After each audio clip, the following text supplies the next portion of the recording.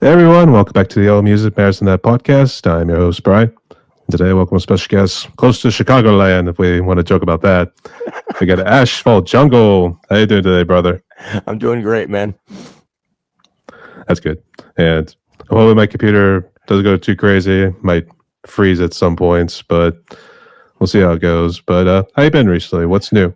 The new single One Question is doing a lot better than expected. I'll take it, wasn't expecting it with this one. I call it a throwaway track. And what I mean by that is it's something I rushed through, something that I didn't put a lot of extra effort into, something just to get out there to keep the momentum going. The next song that I'm actually in the middle of mastering is the one that I was banking everything on, but it looks like I was wrong. now I'm scared to release the next one. Actually, I always thought they would call it like a filler track, almost like right. They just threw it out there just to see what would happen. I guess Well, along those lines. it's a lot heavier sounding than what I normally do. I do stuff in drop D here and there, and sometimes I'll use drop D to thicken the song up. This one was done in drop C, which I've never done. So all those Les Pauls over there, that's what did that track. But again, a little heavier sounding than what I normally do. So that's the other reason why I call it a filler track. But it's taken a life of its own. In fact, it's on the it's right now in Las Vegas with the whole WrestleCon and WrestleMania thing going on. There's a sampler CD being handed out by Rock Rage Radio, and I'm on it. It's One Question. So yeah, I'm getting out there to the masses now. It's kind of scary. Say Asphalt Jungle's presidential campaign. There we go. Let's get out there. So that's pretty cool. You don't want me running for president? No, not a whole lot of people. Though he's probably got a heart of gold and everything else. I don't. So. I'm already aging. I don't want to age anymore. So. I mean, the first 100 days looks like the guy's already aged 10 years, to be honest. So yeah. Oh yeah. I mean, look at Barack. I mean, he aged ton just in that first 4 years. They all do. You don't get any sleep, and you got the weight of the world on you. So no, that job's not for me. That's for sure. But we're not here to talk about politics. We're actually here to also include all those Les Pauls behind you that kind of put the Hard Rock Cafe to shame, to be honest. So. Yeah, that's part of my collection. That's the ones that I use or have been using in the last couple of years. I got a bunch more that are in storage, but they're beat up and they need to be gone through. They were the ones I used on tour in the last 25, 30 years that I was playing in bands. So, yeah, I'm just not getting around to doing that because these do what I need to do. Mind you, I have a sickness because a lot of these are brand new. Well, not brand new, but brand new to me. But I've got one more that I got my eye on. It's a Telecaster. It's a blonde Telecaster. So I do need that for this arsenal because that Telecaster gives you a nice, clean sound. So, and everybody looks at me and goes, you don't need that many guitars. Oh, each one has got its own tone. And they do. They each got their own tone. So I think an excuse now should be like, I have problems, Oh, I do. I this is a sickness, I'm not married, never had kids. These are my kids. So, And that's just a fraction of my power. So yeah. All right. But nonetheless, you can talk about the music as well as those babies behind you in just a little bit there too. But first off, actually I missed your name, so I think I'd just go by Asphalt Jungle. So you just want to go by Ash? Yeah, that's fine. No, that's what a lot of people do call me, believe it or not. All right, which is Steve Stevens, but for the audience's sake, for the audience's sake, Ash, welcome to my podcast here, mate. There you go. The way it's going to work is I just want to ask you some questions. I want to get to know you more, both as the musician, but also as the individual as well here too. So, you all ready for this? Sure am. Hold my beer. So yeah. All right, he's ready. So I guess let's start at the beginning right here too. So Who are you, and how did you become a musician? Well, family. I mean, my dad was a guitar player, had a little bit of success in the 60s. Mom's just a downright music lover. So music was really a big part of my upbringing. You know, there's stories of me jumping up and down on the bed with a tennis racket, pretending to be Tom Jones. You know, my mom's a big Neil Diamond lover, so that was a lot in the car. My dad was huge into Pink Floyd and Deep Purple. In fact, my first concert was with my father going to see Deep Purple on the Perfect Strangers tour. So, you know, yeah, it was bred into me. They never held me back. They encouraged me in every step of the way. You know, and when I finally did want to really get serious into it around the age of 16, you know, they're like, well, you know, you got school, you got this, you got these responsibilities. You take care of those, we don't have a problem. And so that's just the way it went. And then, of course, you know, by that time, I'd already branched off into, you know, finding my own niche in music, which was the hair bands and the early heavy metal acts like Judas Priest and Iron Maiden. So, you know, that's what led me down that road, and started playing in my first band when I was 17. I was gonna say, do you have the ponytail behind you and everything? So I think you let the hair loose. Yeah, never had. I've only had short hair for the short time I was in the Navy. But yeah, that's the only time I had short hair. Mom would let me keep it long, but Dad hated it. So that caused a little bit of a friction, but thanks, Mom. It's more like, I love you, Mom. So yeah. That's kind of what I want. Actually, I thought it'd be the other way around, where Mom hates the long hair and Dad loves it. No, Dad was, I don't know. He just didn't like it, you know, but he accepted it. He ended up accepting it. I think me and Mom wore him down. I guess so. But I guess what made you join the Navy? Did you go to West Point or some of those other schools? I had always floated the idea of being in the military. I actually went to military school for a little while. I wasn't sent there like most kids are. It was actually my idea to go. So that's the other thing that's real big in my family is military service. It dates way back to the, you know, well, Civil War time. So I'm real steeped in that, but things weren't going well in my life. I was heading down avenues that weren't good. I was hanging with people that weren't good. And I woke up one day not knowing where I was or the people around me. And I said, things have got to change. And the only way they're going to change is if I get out of here. I had to leave the state. So I called my buddy who was already going in the Navy. I said, let me talk to your recruiter. And yeah, boom, I was in the Navy. So I loved it. I really did. I loved it. It was great.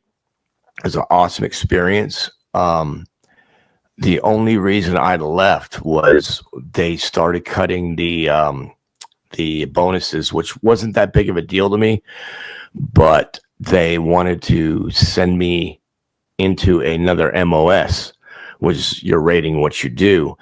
And I was like, I've already got all this time, you know, and you know, I'm now a second class petty officer. I've got all these qualifications that have taken me years to do. And you want to take me and put me over on a carrier group where an airman's going to have more qualifications than me. No, this ain't flying. So I said, that's it. I'm out. Even my squadron fought to keep me, and they failed miserably at it. So, and that happened a lot around that time that I got out in 2000. They just changed a whole bunch of stuff, and a lot of people left. Jeez, that's harsh. And that was right before 9/11 too. Yeah, and 9/11 did hit, and they called me and put me on standby to come back. I didn't go back. They didn't call me back, but I was ready to go. I really was. I see. But I guess in your time in the Navy, I guess which parts of the world did you go see, or did you just stick around the States?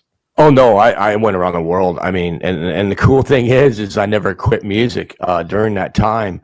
I made friendships with the guys on the ships that we would deploy on because I was in a helicopter squadron, and we would deploy with the ships, and I would make friends with these guys, and then you do what's called workups, and you go out for like 6 weeks. You get to know the ship, you get to know how it how it activates, how it moves, and you get talking to guys, and they're like, "Oh yeah, well I play drums, yeah I play this." So then, not 2 but 3 different deployments I went on, we had a ship band, and it was kind of cool because we played in Bahrain, Dubai, Malta, Alexandria, Odessa. Let's see. I can't think of the name of the one in Sicily, Palermo, and then Malaga. I mean, I got to do a world tour without doing a world tour, when you really think about it. So it was really cool. It was a really cool experience. I had to think of a name for it now. It sounds like the whole naval domination tour or something. Right. And the cool thing was the last one I did with the last cruise that I did in 2000, we named the band after what the ship was named after, which was an admiral, and his name was Draper James. So it was the Draper James Band. And that's a kind of a cool name, really. It was a good name, if you ask me. So yeah, it was really cool because it was kind of hilarious because we're American and we're doing mostly British music, and they're eating it up over there. I could never understand that one. I mean, because we're doing Stones, we're doing Beatles, we're doing stuff like that, with the odd thing like Cheap Trick and Tonic and things like that thrown in. But our set list was mostly British bands, and it was funny because they just ate it up over there, the local population. Well, they don't really have that luxury, to be honest, to enjoy the music in their quote unquote home or man caves, unless you're a man, just enjoy it in a basement privately, I guess. Right. So, I guess so. Actually, I was going to make the joke saying sea bitch or something that was like the name of the ship, for instance. Yeah, I was going to say, what were you going to do that if your ship stayed the sea bitch? Yeah, that would have been, well, still sea bitch ain't that bad of a name, really, when you think about it. It's like, oh God, here come these punk rockers again. So, right. Yeah, there you go. Okay. But nonetheless, at least that you're there. Thank you. Appreciate it. Okay. Thank you so much, Ash. So, and I guess what made you want to pick up guitar? I guess, I know you say your parents were kind of big into music and everything too. They kind of push you in that direction, or did you mess around with other instruments? I wanted drums, but that was out of the question. Dad was a guitar player, so those were around the house a lot. So yeah, I was, it's of course that I gravitated towards that. But in the beginning, it was I had a love for drums, but never really pursued it until later in my years. The guitar aspect of it just took a hold of me, and I haven't looked back. I mean, the likes of Adrian Smith from Iron Maiden, that's my top guy right there. Steve Ray Vaughan, BB King, Tracy Guns from LA Guns, Jason Baylor from Saigon Kick. All those guys are huge influences on me. I guess were your parents worried that you were going to start hitting things the wrong way? For instance, if you took up drums, like smacking that booty, for instance, or something? Well, yeah, because I used to do it on the pots and pans, and I used to drive my mom nuts with that.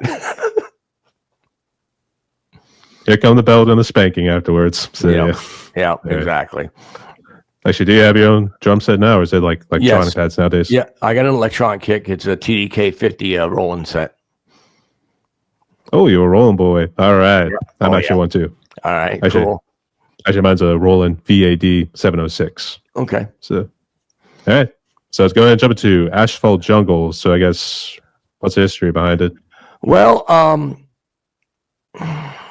the pandemic hit, and I've been recording ideas for like 10, 15 years. I was playing in bands off and on. And near the end there of the 2010 to 2015 area, I was playing cover bands, but I kind of quit. I was like, I'm done with this. I'm done touring. I don't want to do this anymore.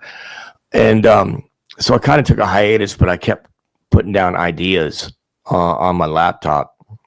And then, of course, the pandemic hit.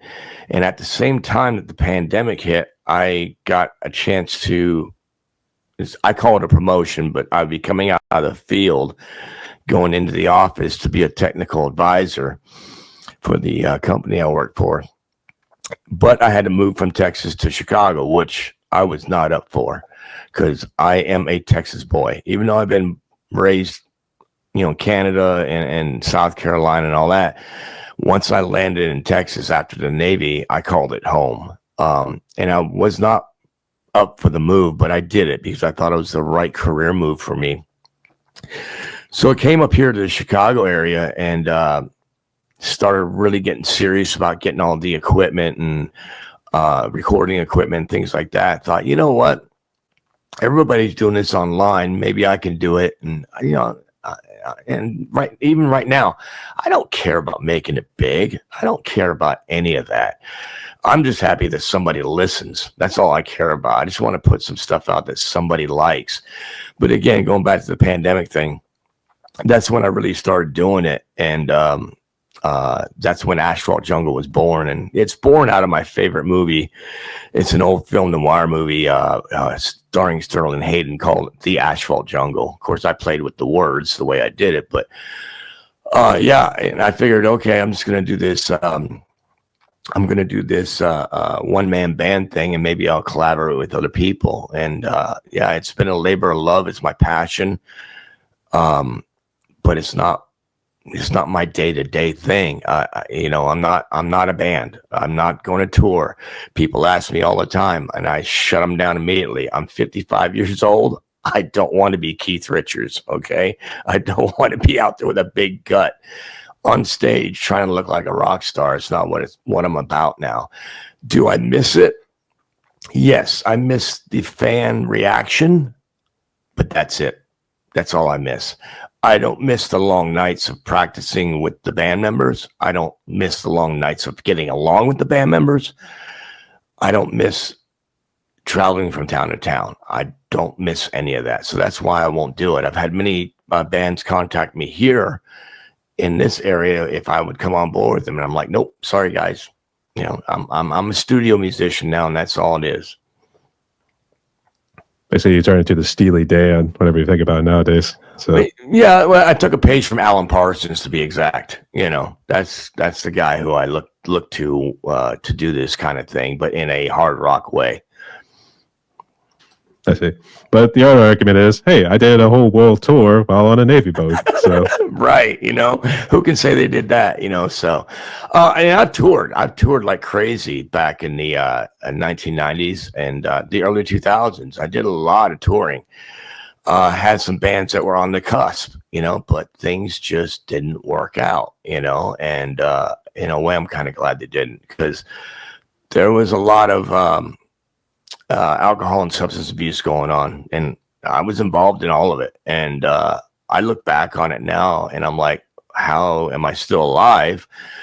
But at the same time, I'm like, if I would have made it big, I would be dead, because I wouldn't have anybody to control me. So I'm happier doing this. I really am. I like getting in the studio and creating, taking, as they say, the clay and just molding it, going down different avenues and going, wow, that sounds really cool. Let's try that, And a lot of the stuff that I do in the studio could never be replicated live. It couldn't. So, that's the other reason why. But I love playing in the studio. I love the fact of, like I said, creating this mountain of clay, that ends up being a song. That's good to hear. And I guess after you had retired from the Navy, I guess, was it all just cover bands, or were there a couple originals? Oh, it was original bands right out of the gate. In the beginning, when I was a teenager, it was cover bands. Once I got into my 20s, it was all seriousness about, writing our own music. And then, like I said, got out of that situation, joined the Navy, and that was cover bands. But once I got out in 2000, yeah, it was all about original bands for about the next 10 years. And then I went into a couple of cover bands just to stay fresh. But by then I was losing my, the glean of touring and stuff and playing live had lost its luster. I guess what you tour? Do you sticking around the States, or do you also stick up to Canada and some Europe? Yeah, sometimes we go into Canada. Never. The only time I did Europe was with the Navy bands. That's it. All right, just probably check. I always gotta make sure. So, all right. Actually, I think I found out about you because I think you did a collaboration with Chud Redshed. No, but we're really good friends. We're really good Facebook friends. Looks like he's kind of struggling at the moment here too. So, make sure we give a salute out to Chud. Yeah, So, he's one cool guy. He really is. actually, I interviewed him, and he actually brought his friend Gokage at one point. So, All right. yeah, This is my bud right here, Kurt from Crypt 13. He lives just north of me, and we both work at the same place.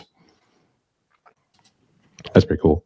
Yeah. So, I guess should we cue that? It's a small world after all. Well, it is kind of comical because we already knew each other on Facebook. Excuse me. And he knew that I was leaving that job that I just talked about coming up here on. And I'm not an office person. It took 3.5 years to figure that out, but I'm not an office person. So I started applying for other jobs. And I got this one job just real close down the road here. And he invited me over to a little birthday bash that he was having for himself. And I started showing him pictures of, hey, this is what I work on. He goes, dude, that's where I work.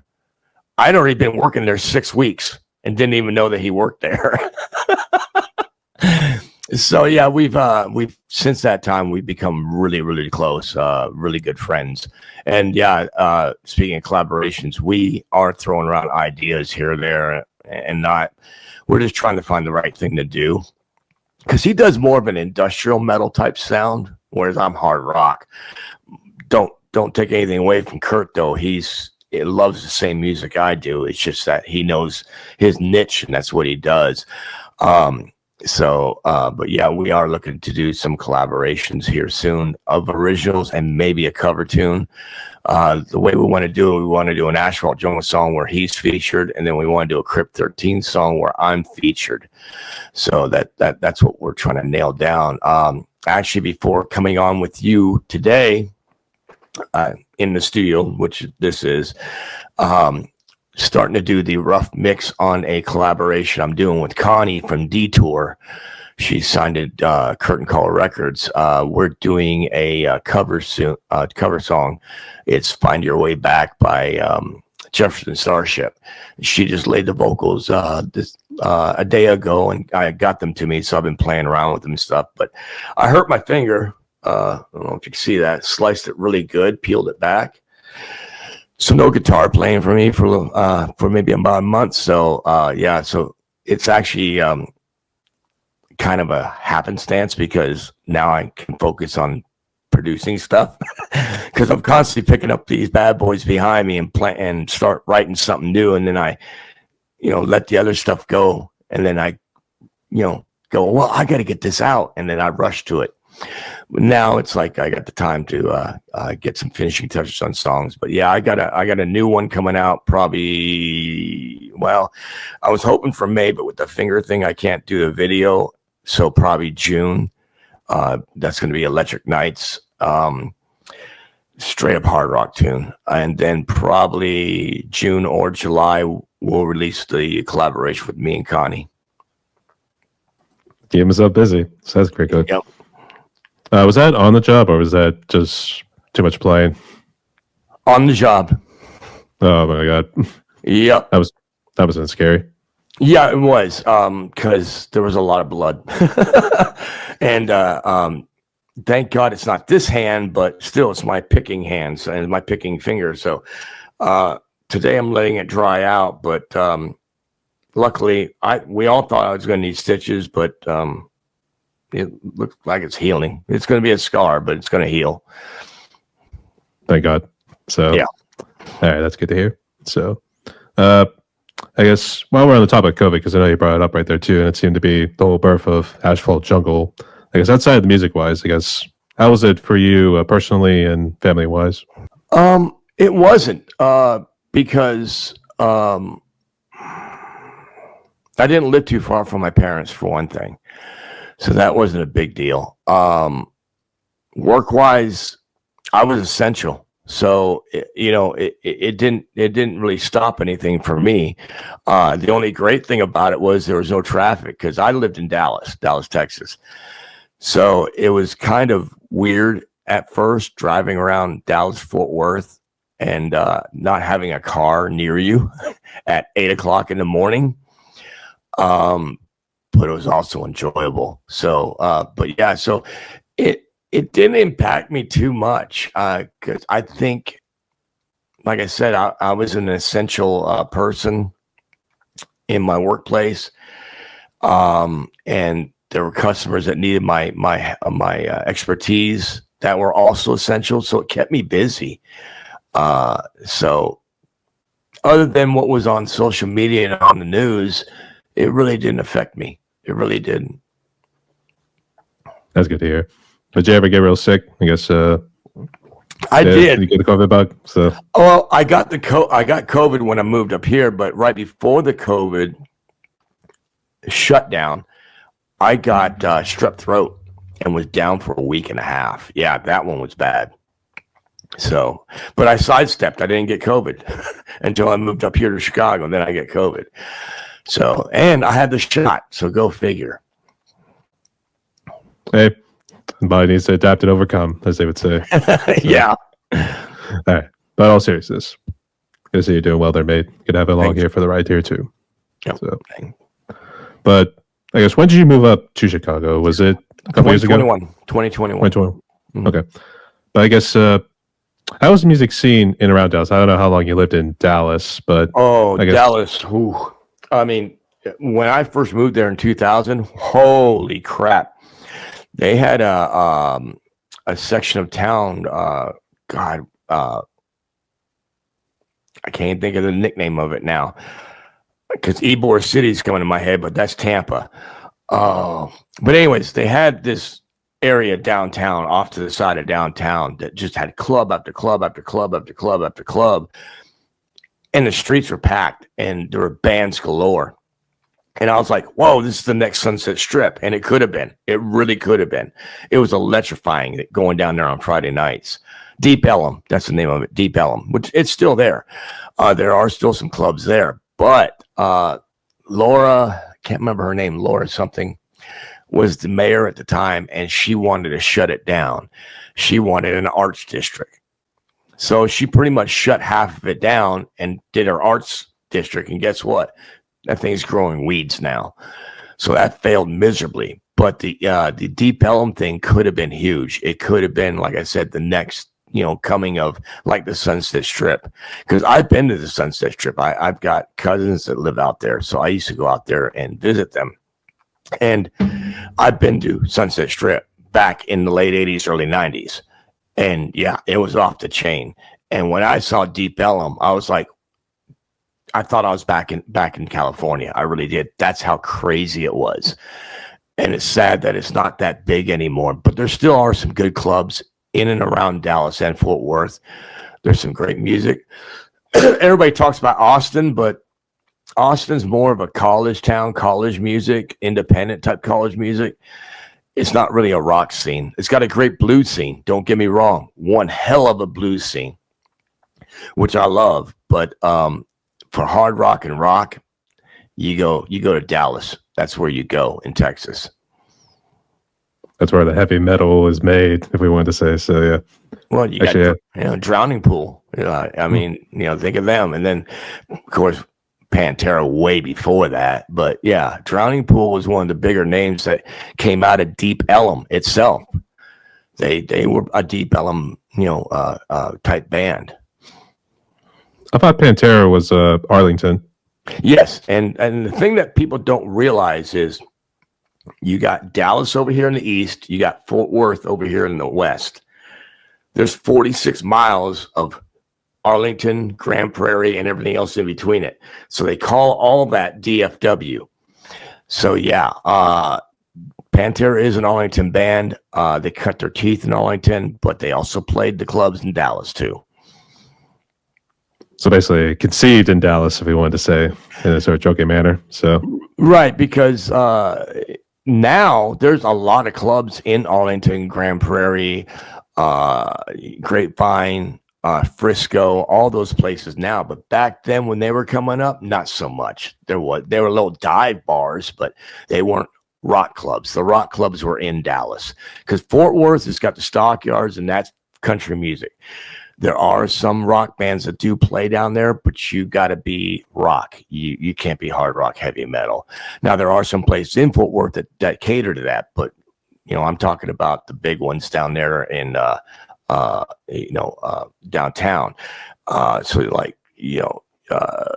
Pat Benatar has played down there, people like that. So you kind of get what I'm saying. You're not going to get a Pantera in downtown Fort Worth. You're just not going to do it. probably more so in the underground, if we wanted to say. But all right, Yeah. I can see your point. Actually, what you're kind of describing that little street and that little strip part there in Dallas, it's almost like it was a Broadway, like what you saw in Nashville, for instance.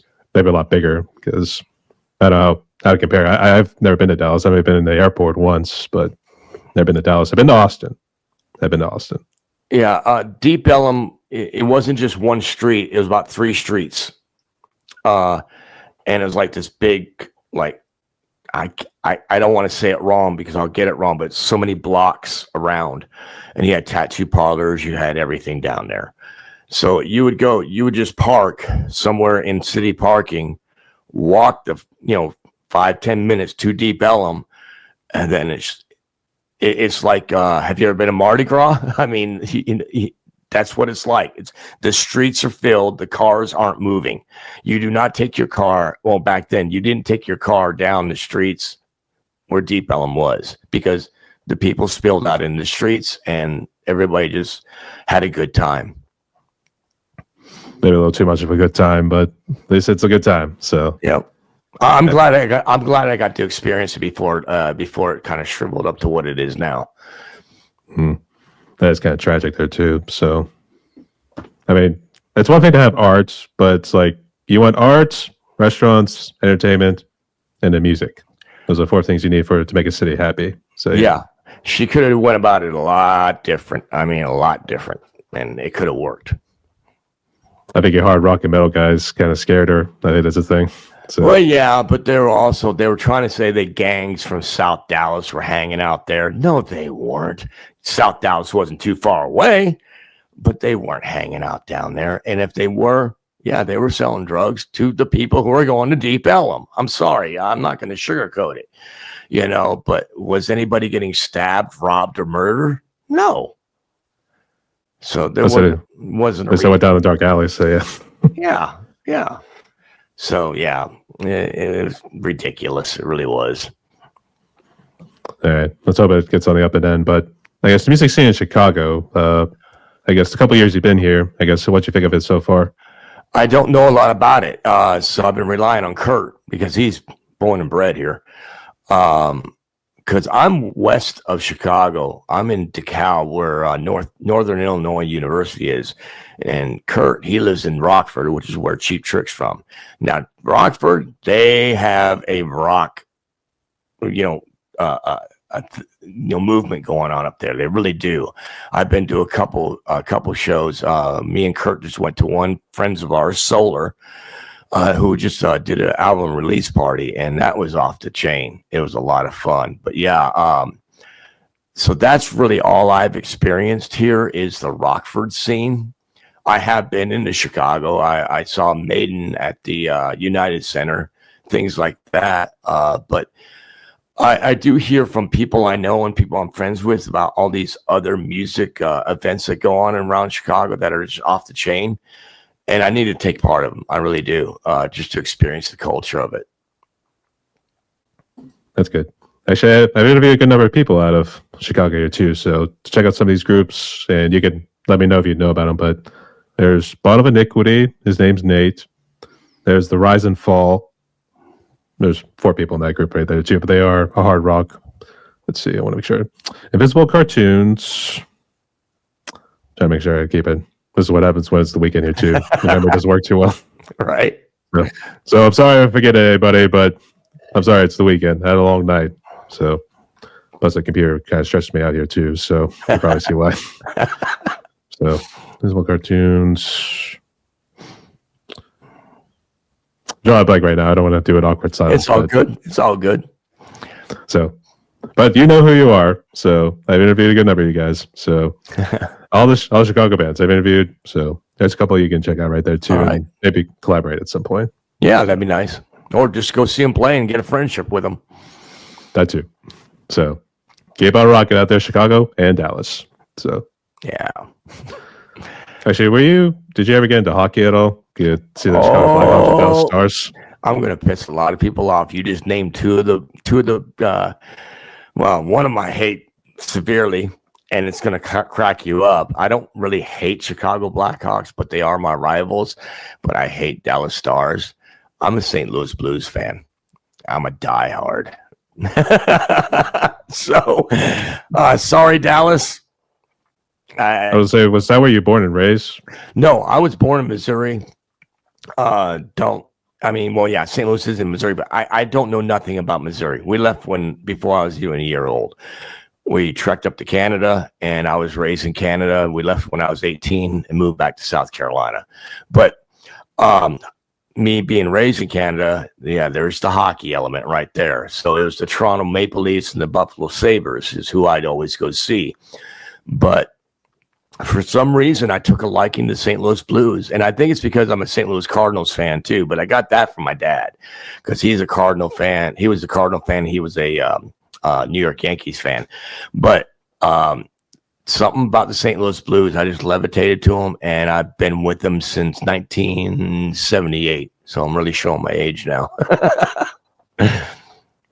Actually, I did love the St. Louis Cardinals back in the day when it was Albert Pujols, Scott Rowland. Let's see, there was Jimmy Edmonds. Yeah. I think they had Carlos Beltran at one point, but I think he came in and around. He was in and out maybe a little bit later. Yeah. Actually, the funny part, he was Carlos Beltran. He was with what was called the Killer Bees in Houston. Right. It was Craig Biggio, Lance Berkman, Jeff Bagwell, and then Carlos Beltran. I lost a lot of friendships with the World Series there in Texas because what the Cardinals did to the Texas Rangers. Yeah, I lost some friendships over that one. So, and I lost some friendships over the one when St. Louis won the Cup that year because they kind of took it to Dallas, pretty hard. So, yeah. Oh, yeah, that's right. I think they did play him in one of the Stanley Cup rounds. Yep. It was the second round. Second round they played them because the third round they played San Jose, and then they went on to beat Boston. I do remember that. It's just laughing because I do have family in Boston, love them, but we were bone every now and again whenever Boston loses. And actually, another time was we burst out laughing when Florida had won theirs. I think it was just last year, yeah. And it was Game 7, and it was OT. I just been one OT. I forget how many overtimes they had went, but I think one of the Florida guys just shot the puck, and they went in, and we just burst out laughing. Right. So, yeah, I love my hockey, so. Little fisticuff action. It's the one sport where we allow white guys to fight each other. Right. So, but I'm all about the finesse of the game. But, that's me being raised in Canada. I played, I skated, I played, all that stuff. But, yeah, I love hockey. Just love the game, in and out, all around. I actually came up with nicknames whenever it came to, how players' play style was. So people who were the Wayne Gretzky's or even what you saw with Sidney Crosby, they were the flashy players, the ones who would bust a move and they make a killer goal every now and again. And then you had the scrappers, the one who would looking for a hit or they're looking for a fight. So I guess that's your enforcers. That too. But I guess were you an enforcer or did you try to get flashy every now and again? Oh, I was I played left wing. I was pretty fast on my skates, but I was small. So my job was basically to get the puck into the zone, get it in the corner, and get it back out to the center so somebody could put it in the net. Yeah, I could score, but that wasn't my primary job. My primary job was to dig deep with my speed, get in the corner, and dig that puck out and make an offensive draw. or make an offensive push on the net.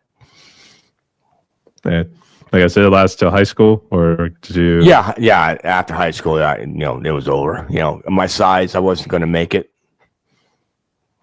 But it was a fun career while it lasted. Oh, so. yeah, I had a blast. Had a blast doing that. Did you win any championships during your tenure? No. Unfortunately. No. So. But But I had a good time. So. Yep. All right, that's good. So, actually, was that all in Canada, or did you play any hockey when? That was all in Canada. Yep. Okay, I just want to make sure. And you said that was actually in the Toronto area, so you were close to Niagara Falls. That's actually closer. Yeah, I was right by Niagara Falls. It's a city called St. Catharines, and it actually sits directly across Lake Ontario from Toronto. So to get to Toronto, you got to go all the way around Lake Ontario, which is about 2.5 hour drive to get there. But yeah, I would go up there for the major shows, the old Maple Leaf Gardens. I saw all the bands back then, Bullet Boys, David Lee Roth, Poison, Iron Maiden, Judas Priest, Whitesnake, Motley Crue, etc., etc., etc. But then sometimes I would go over to Buffalo to see some of the bands there, or see a hockey game in Buffalo too. And I used to go to the football games at Rich Stadium with the Buffalo Bills. Now, I'm not a Buffalo Bills fan. I'm not really a football fan anymore, because I think it's lost I think the game's lost it, if you ask me, but that's just a personal opinion. But I was a diehard Oakland Raider fan from the time I was about 6. So I'm gonna say you are all over the place. You go from Oakland to St. Louis. Yeah, Buffalo Bills. Come on, man. And I look back on that dynasty that didn't win any Super Bowls, those 4 runs on the Super Bowls. That was a hell of a team. I hated them back then, but now I respect that team, and I actually kind of love that team, from back then. I'm like, you know what? They weren't that bad, but I hate them because they beat all my teams that I liked. So yeah, they did everything right, but win the final game. Yeah. Oh man, dude, I was just curious if there was like any riots afterwards, people just burning furniture and all that stuff. So here's the funny thing: back then, people really didn't do that. You look at those 4 losses that Buffalo had. Nothing happened downtown Buffalo. Nothing. And that's why. Years later, I look at this stuff and I'm like, why? Why are you trashing your city? Well, what's the whole point in that? Don't you love your city? I would never trash Dallas. Never in a million years. I never would have trashed Toronto or Buffalo. No, man, you love your city. Leave it alone. I don't get that one. I think I would say it's a little one too many shots out of the painting booth, or maybe a little. Oh, yeah. Yeah, a lot of that. Yeah, it's got to be involved. Something like that. But good job being responsible. So I think at the same time, since it was always taking place during the wintertime, I think you would have probably had to dig your way out just to go and do anything else outside your house. So yeah. Up there in that area, you get blanketed with a lot of wet snow, because they get that what's called lake effect snow. And yeah, it's that cold snow, wet snow that just gets down into your pores, But yeah, there was a lot of times we dug ourselves out back then. And that's why I don't understand why I took this job in Chicago, because back then as a kid, I loved that weather. Now I can't stand it. It gets below 50, I turn into a little bitch. I really do. And people look at me like I'm crazy, but I love 100-degree weather. I don't know. Maybe there is something wrong in my brain, but I love that kind of weather. I love 90s. I love 100s. It doesn't bother me one bit. I was going to say, I think he was traumatized with all the igloos he had to go through. So, I guess. Okay. Good one. I call it more the igloo effect because of just how much snow there is. And it's like, just go build an igloo, for instance, and just build a campfire. When you're a kid, you put the snowsuit on, you make a fort, you make an igloo, you grab the sled, you go sleighing, you get on the snowmobile, you have a blast. as you get older, you don't do that stuff anymore. So now you understand what the snow is doing. You can't get your car out of the driveway. Your car is sliding all over the place. You don't want to have an accident, and the salt rusts your car out. These are adult things, So, and then when you're in a job like mine was at the time, in Dallas, I'm on the road. I'm a service technician. I'm out in the elements. So you're damn right. I don't want to be in 20-degree weather working on something. I freeze my balls off out here. Come on, right? people. Exactly. Yeah. So that's why the 100-degree weather didn't bother me, because what you do, you take a break. You go sit back in the truck with the air conditioning on. You take a break, then you go back to it. So it never bothered me. I just picture you also with the little tanning booth, or I forget the. It's like the little printers too, just like this. Right. So yeah. All right. So we did get off topic with the whole sports and even the igloo effect. So that's all right. That's all right. That's all good. But I guess let's go jump to the gear you got there too. So I guess what you got to make the magic happen? Well, mostly as you see, Ibanez. I am sponsored by Ibanez. In fact, if you see that black one right there, that's brand new. That is a custom one-off from Ibanez. That is an Asphalt Jungle S Series guitar with the Asphalt Jungle logo on it, custom neck and all that stuff. But yeah, I'm an Ibanez guy through thick and thin. I got a Fender Stratocaster up there. I got a couple Les Pauls, but that's because of style or tone. But everything else is done with Ibanez. I'm an Ibanez guy through and through. RG, Gem, and S Series guitars. Now for amps, I got this. I got a couple, but I don't use amps in the studio. Hardly ever use them. I got that Johnson over there, which is they're out of business. I've got a Marshall and I've got a Randall. But again, I don't use them. I use all Line 6 stuff on amp modeling. It's called Helix. I use that. I also use some Roland stuff because I am a big Roland guy, not just for the drums, but for effects and processors and things like that.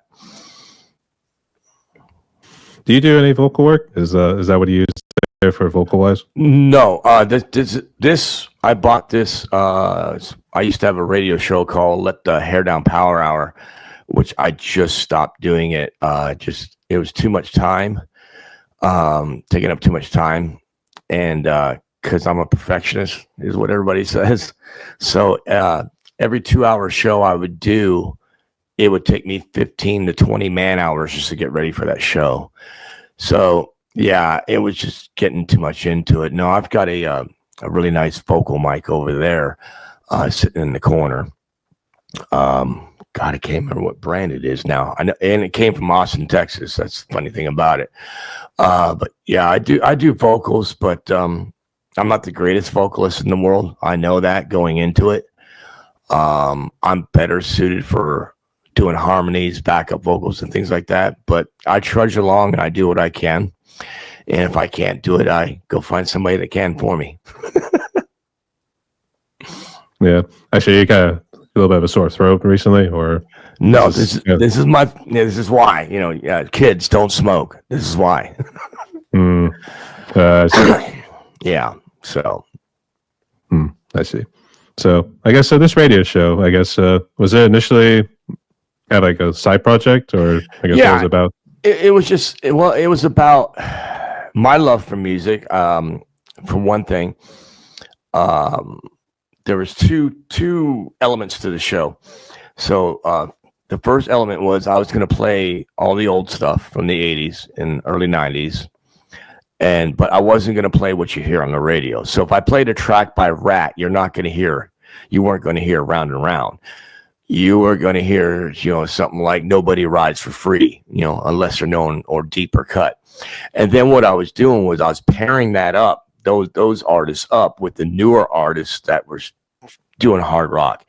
And believe it or not, there are a lot of bands, especially in the Scandinavian countries, that are doing sleaze metal and glam metal again, and they're doing it well. So I pulled from a lot of those acts along with acts in the States and Canada, and put them on the show. I would pick all the bands. Nobody submitted their music to me. It was, I mean, sometimes some people would, excuse me, but it was all about my journey, finding these bands and picking the song that would fit with the rest of the music I already had picked out. And the whole premise was, all right, you get to get behind the scenes and see what really drives me, what music I love, by what artists. But at the same time, I was trying to get eyes on unknown bands.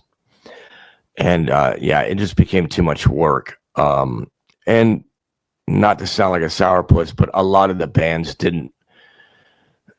they didn't really appreciate it. They didn't help promote it. And that really, I think that was the nail in the coffin right there. I was already having the anxiety of having to do this show and get it out on time, working my job, because I do have a day job, and then also working on stuff for Asphalt Jungle. So I was already at that point, but it was like I was right on the fence. But then, you know, you're doing this service for these bands, and it's like they act like they don't even care. And I wasn't looking for accolades. I wasn't looking for that. All I was looking for was, well, why won't you promote this to your fans? Are you afraid that they're going to come in and listen and find another band? So what? They're not going to stop loving you. Help promote it. You're promoting yourself at the same time. So that was a nail in the coffin. I finally said I've had enough. So I just kind of shut the show down. I see. I'm sorry to hear that, but I guess, would you consider bringing it back maybe at some point if you felt like it at the time?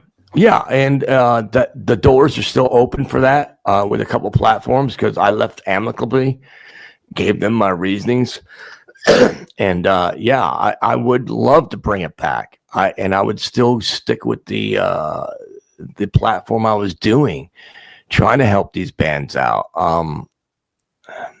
This is going to sound a little, the word's not arrogant, but I'm going to go ahead and use it. I know a lot of bands don't have the money for promotions, and they don't have the money for marketing and stuff. So they have to rely on people like you or people like me that had a show to help them get the word out there. So I'm all about helping them with that. Because I've been in the music business since I was 16, basically. And, I know what it's like. Asphalt Jungle is having success, but that's because I'm spending tons of money on marketing and promoting, because I am the record company. You think when you get signed to a record deal, all that marketing and promoting that a record company does, you think that's free? No, that comes out of the back end. That comes out of your cut at the back end. So if you're an independent musician recording your own stuff and releasing your own stuff, you have to do marketing and promoting. But if you can't afford it, then you have to use the free side of it on podcasts and radio shows and Facebook and, Instagram and things like that. And I get it, but you're not going to get out there as heavily as if you did promotions and marketing. But again, it costs a lot of money. So yeah, I'd be willing to bring it back because, again, I would love to help. I would love to help the bands out there. I really would. I see. Actually, as soon as you were saying, like, I am the record company there too, I was immediately thinking, like, the Break It Back quote, like, I am the one who knocks. Just be like, I am the record company. But you are. If you're not signed to an independent label and you're putting stuff out through whether it's TuneCore, Discoid, or whatever, you're basically the record company. TuneCore is not going to promote your stuff. Spotify is not going to promote your stuff. Apple's not going to promote your stuff. You got to do it yourself. And, it costs a lot of money. I mean, all right, let's go to one question, the song I just released. I did a marketing campaign on it. Didn't do a heavy one like I normally do. It's almost $1,000 all said and done. And that's the marketing through Marquee and then Spotify's Showcase through Groover. And I have a marketing and promoting company that does ad placements and everything else. So all said and done, you're looking at, well, 900 and change is what I spent for one song. That's nothing. That is nothing. My EP last year at Destination Unknown, I spent $3,000 in marketing. Have I recouped that back? No, not yet. But it's coming. Because each time I release something and I market it, things get a little bigger. Things get a little bigger. Things get a little bigger. You know, because I was primarily in the United States. Now I've got a huge following in South America because I've been marketing. And now I've got, with one question, now it's in Germany and France. So it's growing, but it takes money to do it. You all can sit out there and do it on the free stuff all you want to. You're not going to hit. You're not going to hit it. You're just not. You're going to get a little bit of listeners. You might get that one super fan that starts banging the drum for you. Hopefully you do. But that doesn't happen to everybody. And I think the bad thing is everybody thinks they're going to be the next Justin Bieber. That ship has sailed. Okay, that ship has sailed. He was a phenomenon because nobody was doing it back then. And he did his thing on YouTube. He blew up. Now he's a big, big star, big name. That's not going to happen to everybody because it is so saturated now. Good friend of mine, Michael Bate, the Michael Bate band, he brought up one thing, and he's brought up more than once, that the average release every day out in the music community is 20,000. 20,000 bands or artists releasing a single every day. How are you going to compete with that? Marketing and promotion. That's the only way. Good old Mike. Yeah, I'm actually friends with him though too. And I just did interview him a while back. And, yeah, he's a good guy. Really good guy. Fellow Pennsylvania boy too. Yep. So, well, represent. Uh-oh. No, I'm kidding. I'm kidding. That's okay. Hey, I went to military school in Pennsylvania, so And no disrespect. Hey, come on. No. Hey, I mean, I let it slide with the Dallas and the Chicago because I tend to jump between teams too. Whenever hey, you know what? I got no problem with the Eagles. I got no problem with the Phillies. I got no problem with the Pirates. I got no problem with the Penguins, Steelers. None. Don't. I was just gonna make a joke. That's all. Pennsylvania's a good state. It really is. Pretty state too. I was like, oh, you dirty, rotten imbecile. So, hey. But nonetheless, shout out to Mike, by the way. So, right. But some of the stuff you were just listening here too, I guess, would you say marketing and promotion is perhaps your biggest challenge? Or I guess what other challenges do you face these days as a musician and maybe a radio DJ again at some point? Right.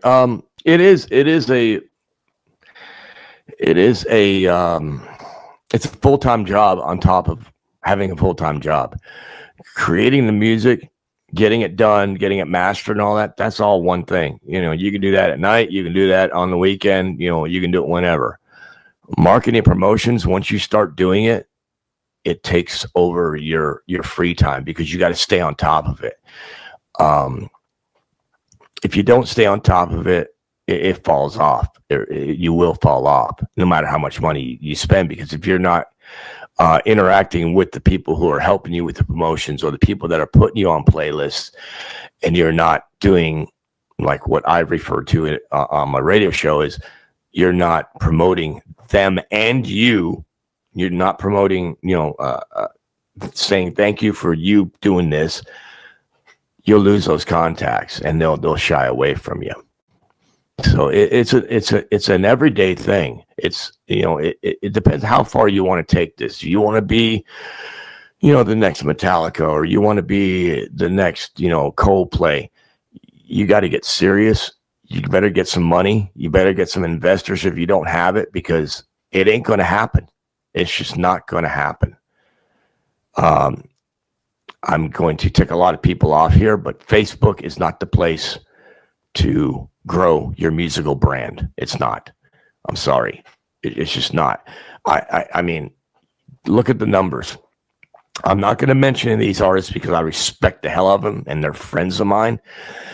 But I've got one artist that just released a song last month. Beautiful song, gorgeous voice. Should be on the radio. This person has 11,000 followers. That song hasn't just hit over 1,500 streams in a month. Has 58 listeners a month on Spotify. Where are those 11,000 followers at? Got another guy, has 32,000 followers. He's got 150 listeners a month. Where are those followers at? You look at it, it's mostly musicians and artists. Now, I'm not bagging on musicians and artists. I'm not. We don't have time to go out and listen to everybody and watch everything that everybody's doing because we're doing our own craft. What marketing promoting does is it reaches the everyday listener. The everyday listener is not a musician. They just like good music. They don't care that you're talking about this issue, that issue, or this issue. They might after a while once they get into the lyrics. But when they first hear that song, they just want something that makes them toe tap, move, or hit the steering wheel. That's what the everyday listener wants, and that's what marketing promotions does. It targets the everyday listener. Without everyday listeners, you've got nothing. And that's why I tell people Facebook is not the place to grow your brand. It's only about a 1% thing. The best thing about Facebook is once you do get those everyday listeners following you, if you are a touring band, now you can let them know where you're playing at. That's the only good thing about Facebook, if you ask me. But if you're going to go to Facebook, open up an account and say, I am going to grow my brand here. I'm going to get all my music out and everybody's going to go stream it. You're dead wrong. It's not going to work. Do you think you also have to use like the multiple ones, like Instagram, TikTok, maybe some Twitter or X? If you got the time, do all those. It's still only going to give you about 5% reach to people. I don't use them. I use only YouTube and Facebook. I already I didn't shut it down, but I let it go dormant. My Instagram, no, not Instagram, but my X account. But again, it's only about 5-10% reach. You got to do marketing and promoting. This gets out into, online ads, radio ads, magazine ads, blogs, podcasts. That's what marketing promotions does for you. It gets you out there. Yes, it's great. People like you, Brian, doing this kind of thing, taking your time to put on this show to get the word out about these bands. That's awesome. But don't rely on the free stuff because you're not going anywhere. You're just not. I love all of you guys, what all you guys do. I mean, you got Deb over at R2RB. You got Christine, who put together a band together from Vox and Sticks. Angelina, the bad girl, the Rock Hard Show with Kimmy. All those people are doing this service for you for free. Yes, take advantage of that. But you got to go the next step. You have to go the next step if you want to do something, if you want to grow your brand. Now, if you don't care about any of that and you're okay with 5 listeners, 10 listeners a month, hey, keep doing what you're doing, And I applaud you. I will back your play every time. But if you're going to sit there and scream, nobody's listening to my stuff, and the first question that's going to come out of my mouth is, who you doing marketing and promoting with? Well, I'm not. Well, there you go. Yeah. This is they call it the music business for a reason. It's business. It's not a charity. So yeah. No. That's the downside of it. It would be nice if it was a charity, but oh yeah. That's how the world works. So no. Yeah. So right. But thanks so much for what you're doing there, mate. And hopefully we get that radio station back up and running at some point. So, yeah. Actually, was it like a video or was it just strictly audio when it came to the radio station? Most of the time it was audio. I kept trying to do video on YouTube. They kept shutting me down. So I just quit doing it on YouTube because they kept shutting me down for copyright strikes. And I'm like, I'm not trying to take money out of these bands' pockets. Take that stream, give it to them. And I even said that in a letter to them. Well, that's not how it works. Our algorithms can't pick up on that. Well, maybe you should hire somebody that does that. So yeah, so I quit putting it on video. I wish I could have because video seems to do better than audio. in a lot of instances. You give people a visual, they seem to stick around longer, I think. Bad to get to see the smiling face of Asphalt Jungle here too. So Well, yeah, I mean, just like with the music video too. While they're listening to the song, it gives them something to watch, gives them something to do. While they're sitting in front of that computer. Now, when you're in a car, you link up to Sirius Radio or your Spotify playlist, whatever. But that's because you're already doing something else. But yeah, I wish I could have gotten past that hurdle to keep doing it video wise, because I actually had a good time doing it that way. Guys, just trying to be fun, like throwing darts at a board or something, or just.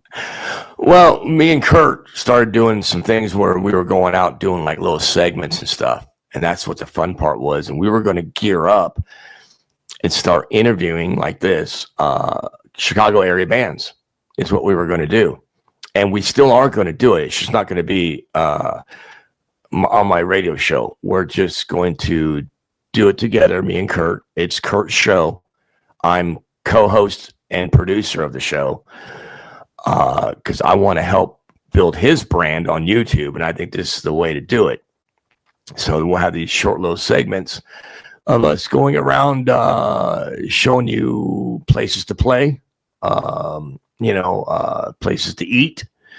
We'll be doing gear talk and of course interviewing bands. And yeah, so I'm going to keep up with Kurt's Corner because, like I said, I think it's a great idea. Kurt's got a natural act for it, and it's a lot of fun to do. It does. So yeah, it'd be nice. Keep it going. There's a good soldier. So this might still tie in with the challenge here too, but I know we talked, or maybe kind of touched on like AI or a little bit like here too. So the whole AI and social media these days, I know you talked about social media only being like 5% if you're using a good bit, but AI, for instance, I guess, did you use it for your logo? No, that logo was done by a fellow collaborator in England, that's Sarah from Sarah and the Others. She designed my logo for me. AI, I agree with it as a tool. There's two sides of that. Making videos, you can get some good footage that way. Musically, and I use it. I'm not going to deny it. I use it, but here's where I use it at. I will sing a vocal line for a backup vocal. Then I'll run it through AI and generate a female voice to give me that true female backup vocal. But I still have to sing it. So it's still me. Mind you, when you do it this way, you better be on key. Because when you run it through AI and you're a little bit, and it sounds like you're just barely off in your own vocal, when you run it through AI, it really shows up. So you better be on key. But that's the only way I use AI is I will, again, run a vocal line myself. I record it, then I run it through AI, and I'll pick like a pop British type singer or a male gritty singer who's got a lower register than I do. And I will use that as a backup vocal. But again, I'm still doing the work. It's still me. It's not that I went in there and typed it all in. So this is what I want the voice to do. No, I don't agree with that. I don't agree with any of that. And I don't agree with spitting out music that way, full songs without ever touching an instrument or producing it. I don't agree with that. I would say this isn't doing a little transition, are we? Or something like that. Like, oh God, he turned into a woman. So, no. That's good one. But it's worked well. The song that I released last year, "Take It Easy," which is a cover of Andy Taylor from Duran Duran. My dad, who had passed away months prior to that, is singing on that track, but he's really not singing on that track. What I did was I contacted the AI company, said, here's some recordings of my dad. Can you make a model of his voice? And they did that. Well, then I sang the backup vocal and I ran it through the generator of the model of his voice. So yes, he's singing backups with me, but he's not, because you can't do that from the grave. but that's how I did that. And last night, I was working on the song that I mentioned earlier with Connie from Detour, doing the high backup vocals. I generated a bunch of females backup vocals out of my voice and put that in there. Now we've got this very lush stereo image background vocals on that song that me and Connie couldn't do. You can only do so much running it through a vocal harmonizer, and then it just starts sounding like a keyboard's, doing it. So I think it's a great tool if you use it like that. But that's where I'll stop. I won't go any further. That's pretty cool. So sorry for your loss there too. But, thanks, man. All right. But I guess, was that a pretty hard song to do? Take It Easy. Yes. Yes and no. It was and it wasn't, but it was hard because of what I was going through at the time. I'd already started working on it, and then he got sick. And so, yeah, that's all a blur back then. Destination Unknown, my EP had just come out a month earlier too. So all that's a blur. But this song here with Connie, no, not hard at all. Now, I could never sing it. It's too high of a register. And once I go high, I get that Axl voice. It doesn't sound good on that song. But Connie, she nailed it. She just nailed it. And it sounded really good. She go for those high acapellas, as they would say. Well, yeah, very high acapella. That's not, no, Steve Stevens ain't doing that. I should say it was more like the Judas Priest, the Rob Halford register, if we wanted to say. Maybe a little bit more, so I'm not too sure. So, right. All right. But great work there, Soldier. So. Oh, yeah, Rob Halford, the metal god. One of the metal gods. We got a whole lot of metal gods these days. So, to be fair. Right. But we can call him the metal god because he made a song called Metal Gods. So, yeah. Yeah, and I did a cover of it. I mean, it is a bad song. So, yeah, I can see why. Yeah. All right. So, Ash, we beat some questions here. Pretty good. So, let's jump into the fun ones here. Ready? All right. So I guess I'll start with the obvious one because I've been seeing you drinking right there too. So I guess, what's your favorite alcoholic drink? And then what's your favorite non-alcoholic drink? I don't drink alcohol. Been alcohol-free since 2014. So I guess, what was that then? That's just cran raspberry. Okay. Yeah. It seriously looked like a Pilsner, actually. I'm not going to lie. It must have been just the lighting or something. So right. Let's see. Okay, I get it now. All right. But it's all about juice with me. Orange juice, cranberry juice, apple juice. I keep going. Apple juice, all that stuff. And I don't know. I don't think there's too many other juices. I mean, there's just grape juice afterwards. So not too sure. So, all right. But congratulations to being sober there, mate. So, nice. All right. For the next one right here, not too much sure how much of a new movie nerd you are, since you keep yourself busy, but what would you say is your favorite movie? And if you have a favorite TV series, feel free to share. All right. So we already know about the Asphalt Jungle movie, but another one of my all-time favorites is Sleepers, which has Brad Pitt. God, I can't think of the other guy's name. Oh, but yeah, Sleepers, Tombstone. Love those. Favorite TV show? Oh, I'm a sucker for British drama series. So I'll go Wire in the Blood for that. But if you want to go American, The Wire. I love that series. I watch it over and over and over and over again. That's pretty cool. Actually, no joke. I thought the band name was actually because of Jay-Z's song. More so like what they're talking about with New York, concrete jungles are where dreams are made of. Right, so, right. I get it. Yep. So not gonna lie, I thought that's what it was, but it's giving you mention about that Asphalt Jungle movie.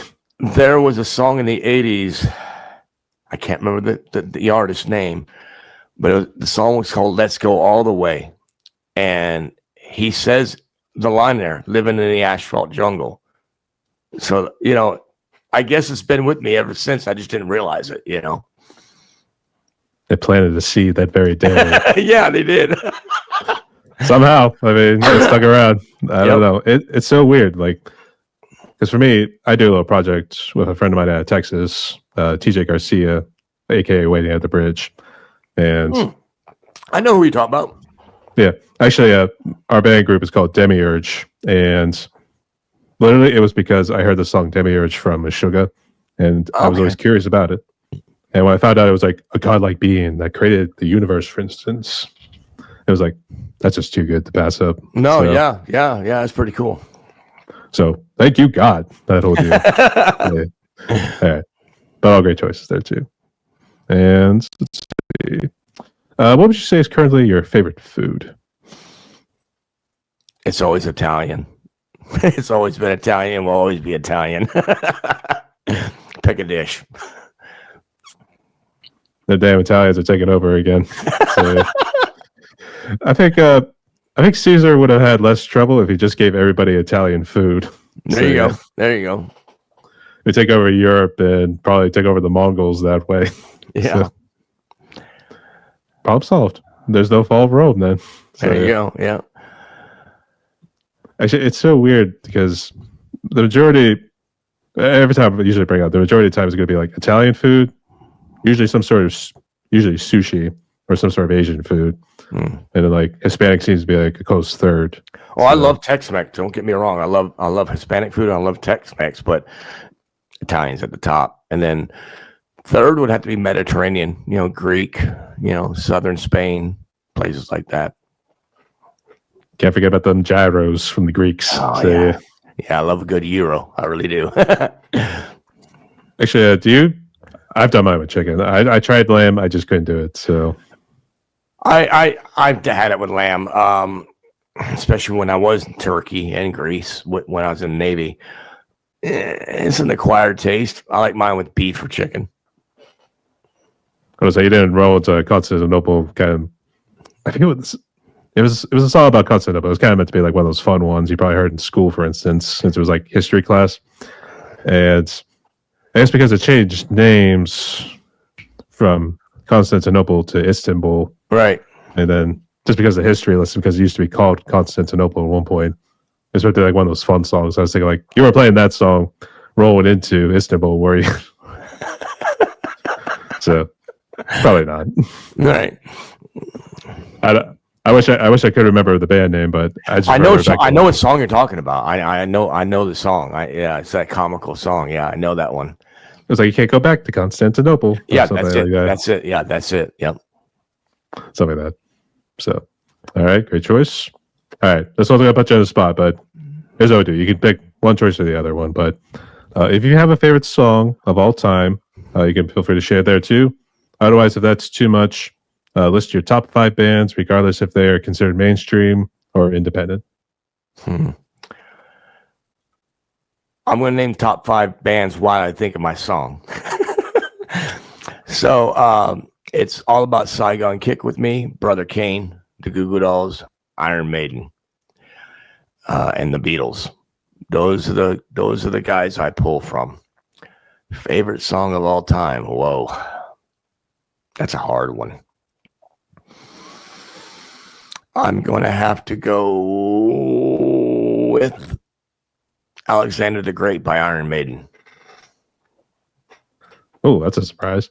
Actually, I did see Iron Maiden live in November last year, actually at PPG Paints. So they actually did play that song before they jumped into my favorite song from them is Fear of the Dark. Right. So, yeah, something about that song. I always played that song, or I played the live version of Rhymer and the Ancient Mariner before going on stage. It's got me pumped up. Do you play it live when you were in cover bands, or? Yeah.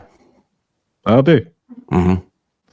Normally, I thought they would only do like maybe 1 or 2 when it came to like live sets. Whenever they did like their longer songs. Not sure how it was back then during their primes, but. Oh yeah. See, I've seen them on every tour. Let's see, from Peace of Mind tour all the way up to Seventh Son. Then there was a break there, and then when they came out with when Adrian Smith came back. Oh, I can't remember. Senjutsu. And no, it's before that. Book of Souls. Right before that. Can't think of the album. It's got the cloud version of a cloud image of Eddie overlooking like a city of the world, something like that. Oh, I can't think of the name of the album. But then I started seeing them again, But the last time I saw them was 2 years ago at the United Center. They still got it. So They do. See. They do. And actually, I was so lucky. I got to see Nico McBrain. Yeah. Because I think it was halfway through the tour, maybe, or something like that. He had to call it quits because he couldn't do it anymore. Yeah, that stroke last year messed him up. It really did. That's unfortunate. So yeah, one of my favorite drummers next to Randy Castile. God bless the man too. He was definitely a great guy. Yeah. So enjoy your retirement there, Nico. So, mm-hmm. All right. So Ash, we're down to one more question in my podcast right here. Before we jump into it, would you like to ask me anything? No, I'm good. I've been having a good time. That's good. I hope there wasn't any issues with the computer because, like I said, I was having computer issues before. So I hate to have it do it all over again, but I think we should be all good. But all right. Well, if you got to do it all over again, I'm game. All right, we'll see what happens. But if there's nothing else, here's how the last question goes. All right. So given what's been going on in the world, you're seeing a whole lot of negativity, for instance. There's a war over here, there's poverty, and this sort of shit going on right here too. So it looks like these days people need some sort of hope and meaning. So what would be your message of hope for musicians and people so they can get on with their lives? Well, I'm going to take a page out of my playbook. Quit clicking on the clickbait for one thing. Quit just clicking on the headlines. That's what they're doing. They're trying to get you in there, trying to get you stirred up. And I'm not talking about either side of the aisle. I'm talking about all of it. Okay? Doesn't matter if it's left, right, center, whatever. They're all there to make money, and what they're doing, they're clickbaiting you. All that stuff's going to do is upset you even more. You can't control it. You can't do nothing. You can't change the narrative. Live in your bubble. Live in your bubble. What I mean by that is take care of your family and friends, take care of yourself, and everything else will fall into place. That's all you got to do, man. Live your own life. Don't worry about others. Don't worry about things that are beyond your control. Only worry about what you got to worry about. Is my family taken care of? Does my family feel loved? Do my friends feel loved? And do I have a smile on my face when I wake up in the morning? That's all that matters. Having millions of dollars and having no money, that has nothing to do with happiness, man. Happiness comes from within. Amen. Hey, spoke like a true prodigy. All right. So, Ash, we reached my podcast right here. I talked a little over an hour and 20 some minutes. But before we close out, want to give any shout outs? Any final words? Well, I think we already covered it. What I got coming out. So, I think we're good there. No, I just really appreciate you having me on, man. Appreciate you reaching out to me. Also appreciate you being patient with me because, you did reach out to me almost 2 months ago. So thank you for that. I really do appreciate that.